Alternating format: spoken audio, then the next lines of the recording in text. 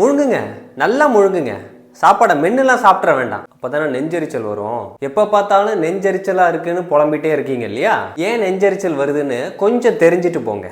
ஜீரணம் அப்படின்னு சொல்லக்கூடியது வாயில ஆரம்பிக்கிற ஒரு ப்ராசஸ். பற்கள் அதுக்கு ரொம்ப உதவியா இருக்கு, எச்சல் ரொம்ப உதவியா இருக்கு. நீங்க சாப்பாடை நல்லா அரைச்சு மென்று சாப்பிடாம அப்படியே முழுங்கிறதுனால வயிற்றுல செரிமான கோளாறு ஏற்படுறதுனால நெஞ்செரிச்சல் வருது. ஒரு உணவை நல்லா அரைச்சு மென்று கூழ் மாதிரி ஆனதுக்கு அப்புறமா சாப்பிட்டு பாருங்க, நெஞ்செரிச்சல் இருக்காது. அப்படியே போன் பேசிட்டே சாப்பிடுறது, டிவி பார்த்துக்கிட்டே சாப்பிடுறது, யார் கூடயே பேசிக்கிட்டே சாப்பிடுறது, இதெல்லாம் பண்ணா வரதான் செய்யும். ஏன்னா சாப்பாடை சரியா மெல்ல மாட்டோம்.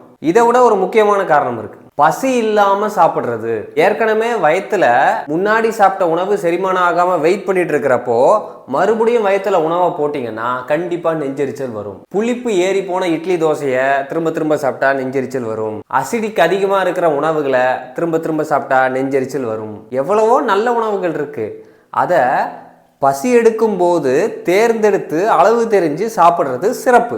அரை வயிறுலேருந்து முக்கால் வயிறு வரைக்கும் சாப்பிட்டா போதும். நிறைய பேருக்கு நெஞ்செரிச்சல் பிரச்சனைக்கு முக்கிய காரணம் ஓவர் ஈட்டிங் தான். உங்க ஓவர் ஈட்டிங் எல்லாம் குறைச்சு பசி எடுக்கும் போது மட்டும் சாப்பிட்டுட்டு இயற்கை உணவுகள், பழங்கள், காய்கறிகள் இதெல்லாம் அதிகமாக சேர்த்துட்டு வந்தீங்கன்னா குடல் நல்லா சுத்தமாகும். அதை உங்களுக்கு அனுபவப்படுத்தி கொடுக்குற விதத்தில் அக்டோபர் 5 24 நாள் அட்வான்ஸான டீடாக்ஸ் ப்ரோக்ராம் நான் தொடங்குறேன். பசி இல்லாமல் ஓவர் ஈட்டிங் பண்ணிட்டு இருக்கிற நிறைய பேருக்கு இது உதவியாக இருக்கும். வெயிட் லாஸ் பண்ணுங்கிறவங்களுக்கு உதவியாக இருக்கும். இயற்கை உணவுகள் சாப்பிட்டுட்டு நம்மளை ரிஜுவனேட் பண்ணிக்கணும்னு நினைக்கிறவங்க இந்த பயிற்சியில் கண்டிப்பாக சேருங்க. இது விரதங்கள்லாமும் இருக்கிறதுனால கொஞ்சம் சேலஞ்சிங்காக இருக்கலாம். இல்லை விரதம்லாம் எனக்கு இருக்க முடியாது ஆனால் டீடாக்ஸ் பண்ணணும் அப்படின்னு நினைக்கிறவங்க அக்டோபர் 15 ஸ்டார்ட் ஆகக்கூடிய பேசிக் டீடாக்ஸ் ப்ரோக்ராமில் சேர்ந்து பண்ணலாம். பசி எடுத்து சாப்பிட்றதுனா எப்படி, எந்த உணவுகளை எவ்வளோ அளவு சாப்பிட்லாங்கிறதுலாம் நீங்கள் இதில் புரிஞ்சிக்க முடியும். ப்ராக்டிக்கலாக உங்களுக்கு ஒரு அனுபவம் தெரியும். பசித்து புசிங்கிறத ஃபாலோ பண்ணுங்க. நொறுங்க தின்னால் 100 வயதுங்கிறத ஃபாலோ பண்ணுங்க. உங்களோட அளவு தெரிஞ்சு சாப்பிட பழகுங்க.